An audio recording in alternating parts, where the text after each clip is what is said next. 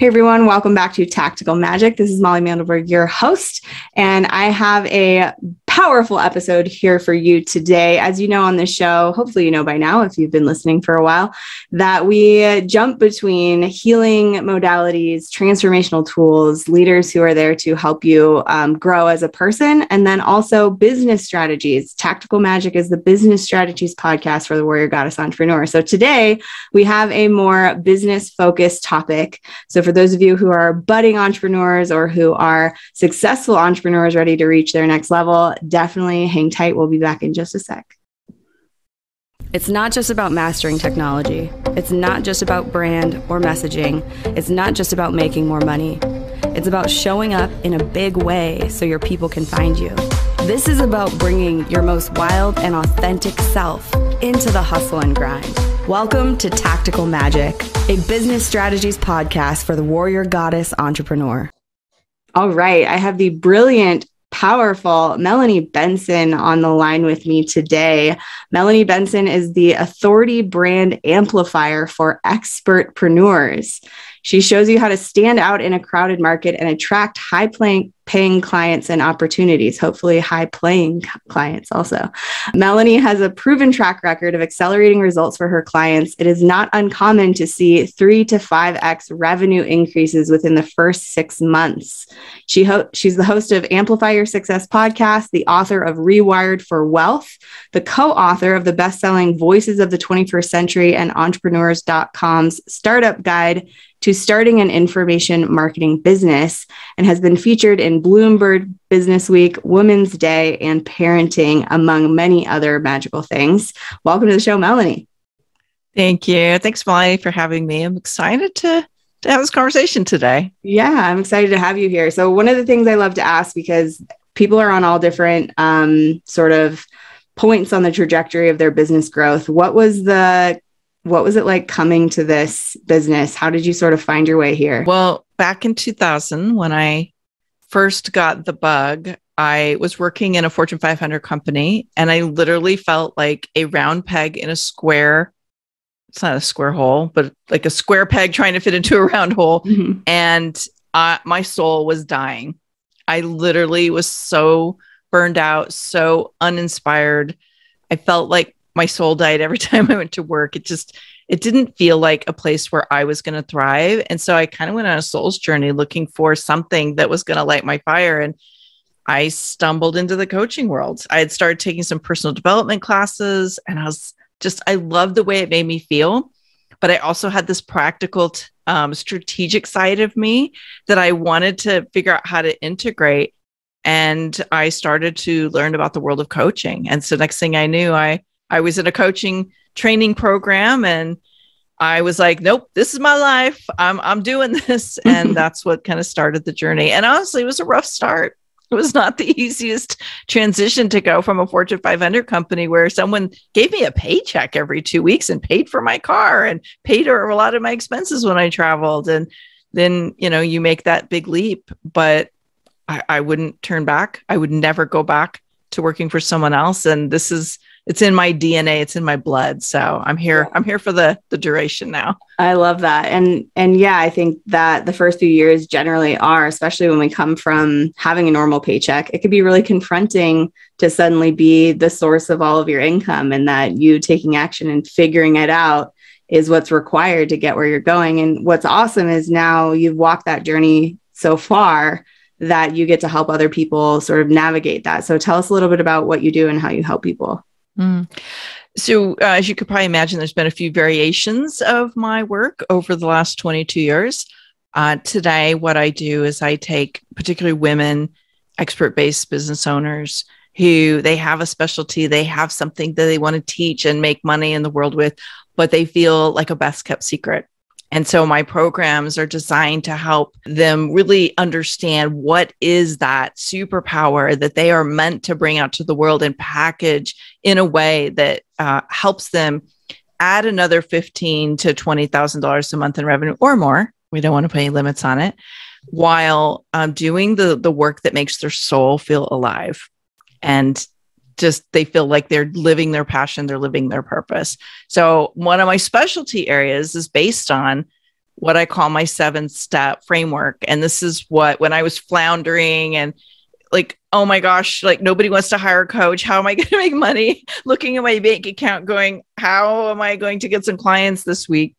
I stumbled into the power of sharing my message and how it was one of my top 3 client attraction factors. I would stand on a stage and I would have a flock of clients. I would get on a teleseminar because, you know, that's the OG podcast. Like we did teleseminars before there was Zoom and all of that.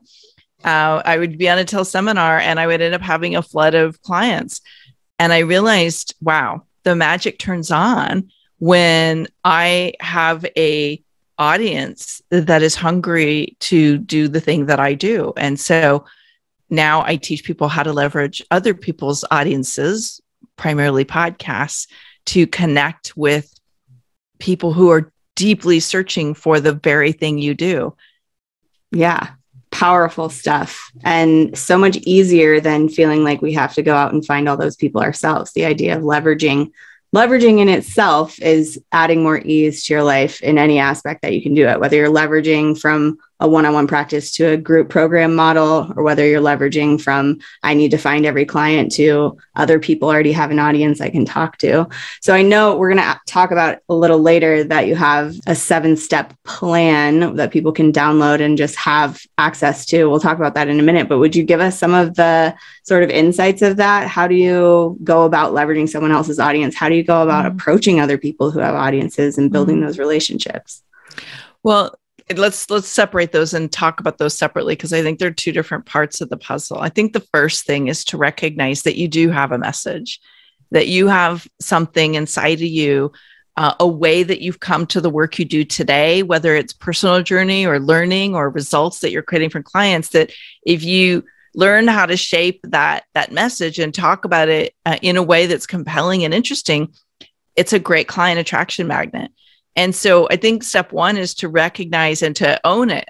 It might surprise you, Molly, or maybe not, that a significant number of people who could be sharing their message on other people's audiences are not, because they kind of fall into this imposter syndrome.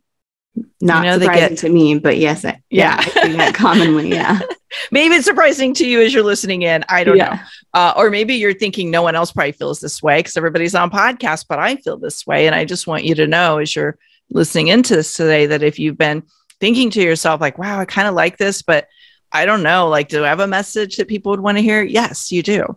It's all about learning how to tune into the message that your audience wants to hear and shape it in a way that you feel excited to share it and people are excited to receive it.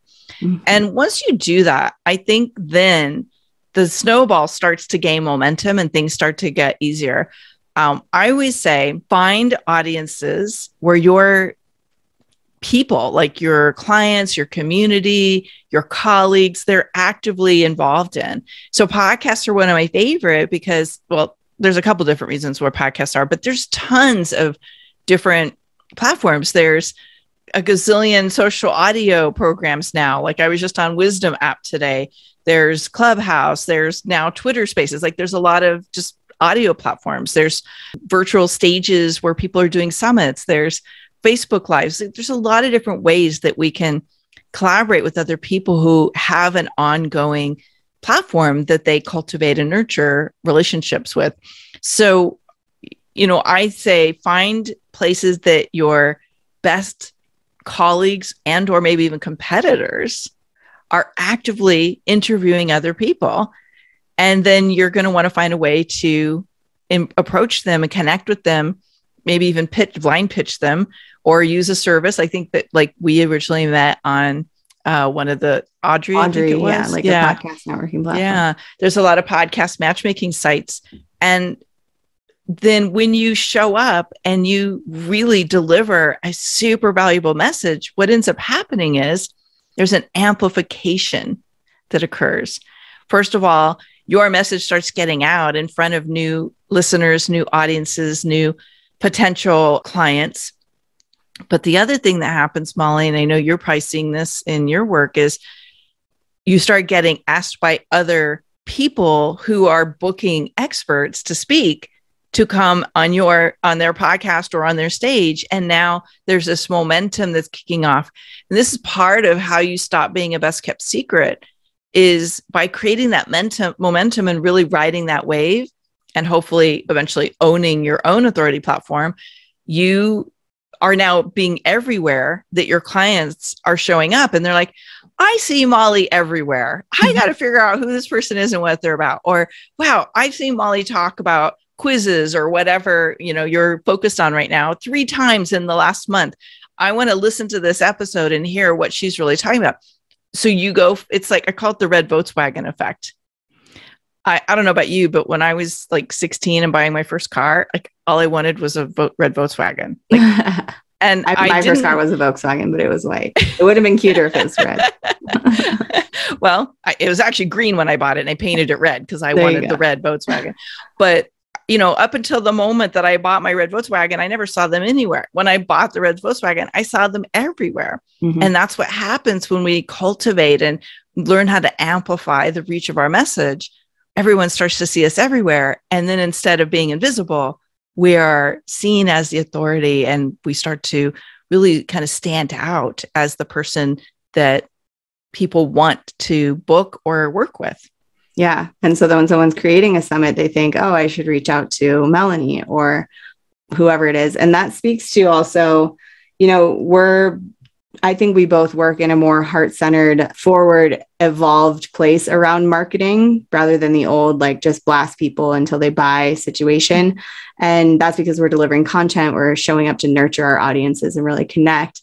But that momentum that you build and the way that you show up in people's feeds or on their different shows they're listening to or on multiple places in their life, it's doing that same thing that they used to teach you in old marketing techniques, which is the more time someone sees you, the more that know, like, and trust factor gets built, the more they're willing to show up and actually become your customers or clients. So yeah, getting onto more stages, getting in front of more people, hopefully they see you in more than one place. But regardless of that, you're literally casting the net so much wider than you could ever do just on your own if you weren't connecting with other people who are doing the same thing. And I like that you mentioned competitors, because there are many ways in which you and I do similar things for similar people.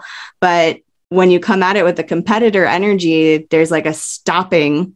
And when you come at it with a colleague or the collaboration energy, now I've got to be on your podcast, you're on my podcast. There's very likely people listening to both of them that would rather follow the other. And that prosperity mindset is like such a generative place to be in your business. Yeah, I like to think of it as a co-creative source of abundance. Again, this is another one of my 7 factors. Collaboration is fuel. It's an energy that multiplies without needing a lot of direction, and you don't have to feed it a lot. And it's so exciting, and there's so much good energy around it. And so I think collaboration has to be intentional. Like, you can't just like wait for it to kind of come out of thin air. But to me, collaboration is such a beautiful way that we can consciously play with other people and make more good stuff happen for everybody. So I'm glad you brought up the collaboration. Totally. Yeah. What are some of the best ways to reach out to someone? Say you're following someone's podcast and you're like, God, I would really love to be on that show. Mm-hmm. I know I get cold call versions of emails and messages weekly from people wanting to be on my show that I have to filter through and sort of vet. But are there better techniques or tactics in your point of view of how to do that? Well, I look at there's 3 pools of potential people that you can be on the show. There's the people you already know and have a relationship with. There's people who you don't know well, but you're kind of on each other's radar. But it's not like you can pick up the phone and say, hey, can I get on your podcast today? Right. Mm-hmm. And then there's people you don't know at all. And how you reach out to them, in my experience, is very different. I get a lot of cold pitches. And 9 out of 10 times, actually 9.8 out of 10 times, they're a disaster. They're not a good fit. They're not energetically aligned. They have no idea what my podcast is about. And so one little tip on how I teach people in my guest expert system, like the best way to reach out to a podcast host is, first of all, find out what they've been talking about on their podcast and look for the opening, like the the place where what you do, like what you want to talk about, what your key topic is, will solve the problem that they've been creating, or hasn't been talked about at all, but you can tell like the dynamic is aligned. What I find, and I'm sure you're getting the same thing, I have people that pitch me topics that have zero to do with what we do here on my show. Amplify Your Success is very clear about it's for entrepreneurs. It's for, people who are thought leaders and change makers, but it's not really for C-suite companies. Like there's no resonance there for that audience. And so I say you do just a little due diligence, your chances of getting booked on a cold pitch are going to go up immensely. Yeah. So that's one tip on that audience. But let's just say you know somebody a little bit, and you're kind of on each other's radar. One of the best ways you can do so let's assume you have your own platform of some kind. And if you don't, you need one. Like it's one of the 7 ways that you can stand out. It's not that hard anymore. There's so many great technologies that make it easy, but invite them into a conversation. And if you have nothing, you have no show whatsoever, host a live stream on Facebook and invite like 5 people that you like and just showcase them for the day. That is one of the easiest ways, because what you're doing is you're activating the law of reciprocity. Mm-hmm. And now you're giving somebody a spotlight, and there's like this natural generosity that gets returned. It's like, God, that was great. Like, I want to have them on my show now. So that's one of several things that I teach people to do to reach out to podcasters. But find a win-win, and it never hurts to ask. The worst they can say is not a good fit right now. Yeah, totally. So to recap, do your homework. If you're going to cold reach out to someone, find out what their show is really about. Actually listen to one of their episodes and like talk about why you liked it, acknowledge them, and then lead with generosity. Find a way that it can be a win-win, because it's so different to reach out to someone and say, hey, I love doing this. When I find somebody on social media, or like I discover someone, or I remember a friend of mine, I see them doing something awesome. Like, oh my God, let me have you on my show. It's such a fun thing to get to invite someone to. And then they're already leaning into, how can I help? I love that law of reciprocity. Yes. Can I give one more tip? Yes, please do. Sorry, I didn't mean to cut you off. I was getting so excited. So you mentioned something that remind me, like, one of the best ways to flip the whole pitch process and receive invitations and not have to pitch is consistently share great social media topics. Do your videos, do like clear posts, share other places that you're being featured, because here's what's happening. And I know you're doing this too, because you just alluded to it. I watch social media. There are people who I really like, but I have not been clear on their brand. I don't know what the heck they're about. And all of a sudden they'll start talking about something, and I'm like, boom, I know how to book them. Yeah. And I literally want to give to people. I want to give especially my friends, I want to give them the spotlight, because I've got a very successful show. Like, I love giving that to people. But if I don't know what you're about, it's hard to do. So this is a great way you can leverage your social media to build some of that momentum on your own. Yes, super powerful.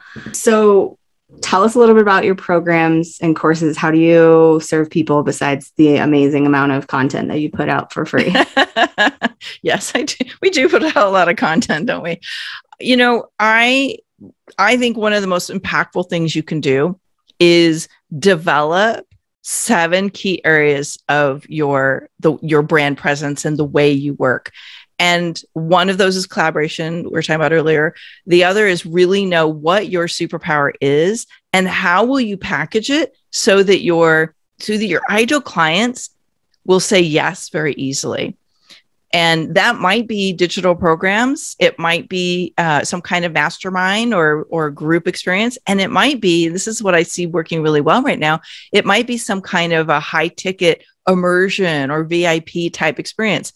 I have to tell you, I sell more of my big ticket VIP packages than I sell anything else, because people right now are craving that personal touch and that ability to be seen and have that customization. So you got to find out what works for you and your audience and build that. And then get yourself on stages. And that's one of my key programs. It's called the Guest Expert System. And it takes people through the process of what does my ideal client want to hear about? So who is that person, and what are the things that are on their radar that they're searching for? And then designing a talk that stands out in the market, that illuminates you as a really like an amazing expert, and then makes you irresistible to the show host and to the person who potentially listens. Because Molly, we both know people are getting inundated with all kinds of content all day long. You've got to stop their scroll somehow and get them to click and pay attention to and listen to the episode, or click through and read whatever it is you're putting out.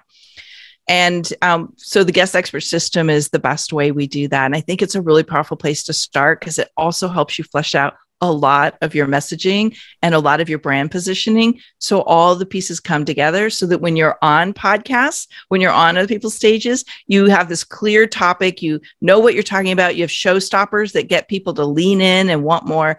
And you know how to invite them into something that's going to pay off for every time you're on a podcast. You can attract clients. Yeah.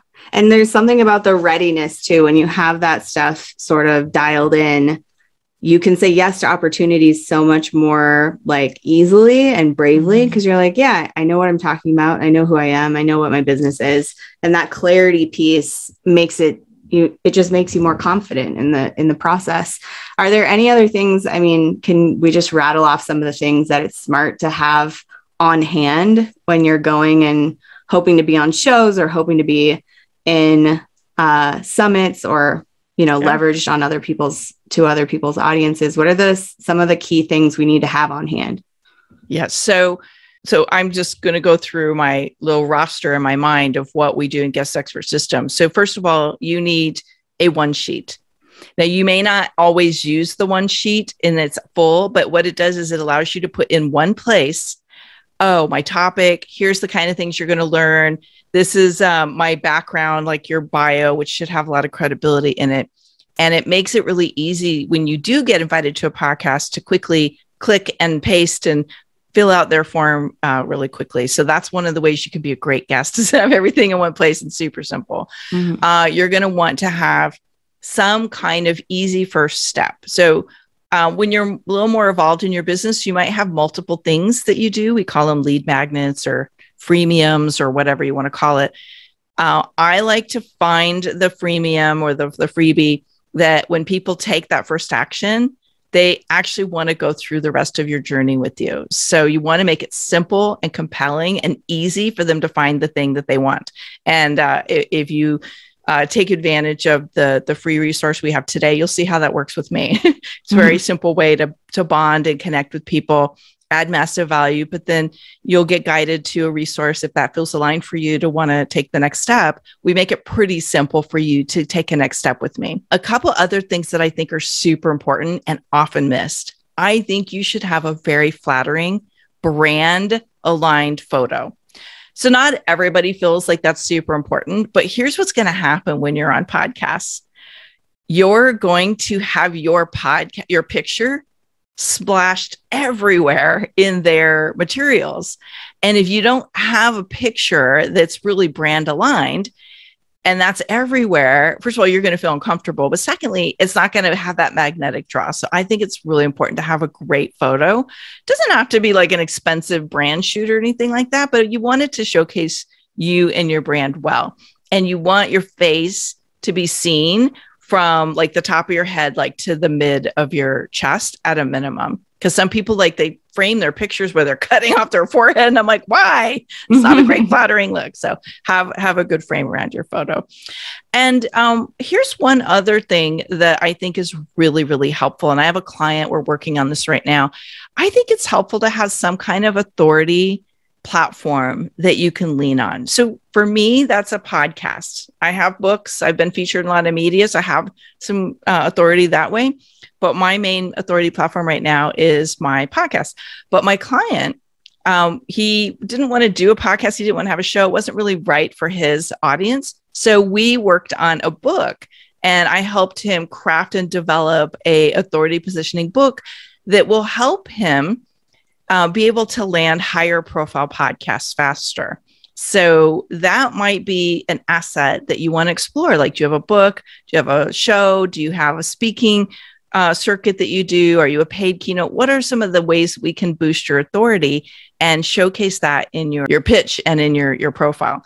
So I don't know. I know we're getting close on time. Did I? Yeah, anything else I think that's really powerful. Yeah. Okay, good. And same things that I would list. And the one sheet is a great thing to create for you to have, like you said, to have all that stuff in one place.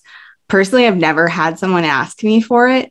And all the summits I've been on and all the podcasts I've been on, what I also like having is I just have a Dropbox folder that has my headshot. It has some lifestyle images if people want to go crazy with more social media posting options, and then the bio and the speaking points, the talking points that are all in there. And so I can just share the link to that folder with anybody who wants all of that from me. And it makes it super easy. Yeah, we do a Google version of the one sheet. So it's the one sheet concept, but it's on a Google document. Yeah. And we do the same. We use Google versus the Dropbox, but it's the same principle. And I've never had anybody ask for a one sheet. It's relevant if you're going to pitch yourself for paid productions. Yeah. Which we all hope keynotes. to aspire to. So it's best to make it. And have a good microphone. Yes. I know there's some podcasts that don't care as much, but if you're going for the higher profile podcasts, having great sound quality will go a long way. And let me tell you that it matters to the listener. Yeah. Because if you don't have great quality and they're having to turn up the volume to listen to the host, turn down the volume to listen to you, then they get annoyed and they stop listening. So it's just nice. It brings a more professional impact to have good quality microphones. Absolutely. That's a great note. So what are the best places for people to find you, follow you, get access to that 7-step plan? Yeah, well, let's get you the 7-step plan, because whether you're newer or you're more established and you're wanting to take things to the next level, this is the same framework I used when I started. It's the same framework I used when I rebooted and rebranded in 2009. It's the same one I used when I honed in my message and really decided to specialize in the area I am now. It's at melaniebenson.com/wild hearts. And what you'll get is the download of my 7-step framework. It's like a little roadmap, and I'll give you some tips to go through it. And if you're feeling like, I really like this idea of the guest expert system, I love a guide, I'll guide you through how to find more on that and make sure you know how to get access once you kind of get the lay of the land and see which part of your business you need to focus on. And I'm active on all the social channels, but my favorites are Twitter, believe it or not. Yes, I'm a Twitter diehard fan, and Instagram. So those are my favorite places to connect with you. And I just give me a little shout out and let me know you found me on Tactical Magic Podcast with Molly, and I would love to connect with you there too. Awesome. And it's Melanie Benson on Twitter and Melanie Benson on Instagram. It is Coach Melanie Benson on Twitter and Facebook, and it's Mel Coach on Twitter, because that's how long ago I actually set up my Twitter profile. So it was way too established to try and change by the time I started bringing in the Coach Melanie Benson. Awesome. Got it. Great. So everybody go over there, follow Melanie. Definitely also go subscribe to the Authority Brand Amplifier podcast. You can find an episode with me on there, which was really fun to do. We were talking about quizzes and how that can grow your business. And you've shared so much on this episode already, but are there any last words of wisdom you want to leave people with? Yeah. I want to come back to the confidence to start amplifying the reach of your message. And whether you think, I don't know, do I have a message that would be worth putting on podcasts? Or you're like, I really want to do it, and I just haven't been able to fine tune it so that it's really getting me results. Just know there is somebody listening to a podcast who needs to hear you today. You might save a life. You might inspire someone to get past their fears and challenges. You may actually give somebody an insight that solves a problem they've been struggling with for years. You might save a marriage. You never know. Like, people need what we do. And in a world where there's so much negative noise, be the light, be that bright light that is going to make somebody's day better. That's worth getting past those fears, getting past those confusions, getting over those obstacles, and just do it. I love it. Yes. Thank you so much. Thank you, Melanie, for being on the show. And thank you for taking that strategy brain out of the corporate world and bringing it to entrepreneurs, because a lot of us, especially in this spiritual, heart-centered healer kind of world, need more of the strategy and the mechanics of it. So I really appreciate you moving in that direction. Thank you. Thank you for honoring the journey. It hasn't always been easy, but it has been worth every moment on the journey. Yes, worthwhile indeed. Awesome. Thank you. And thank you everyone out there for listening. Whatever happens, keep asking big questions and taking bold action, because you're here for a reason.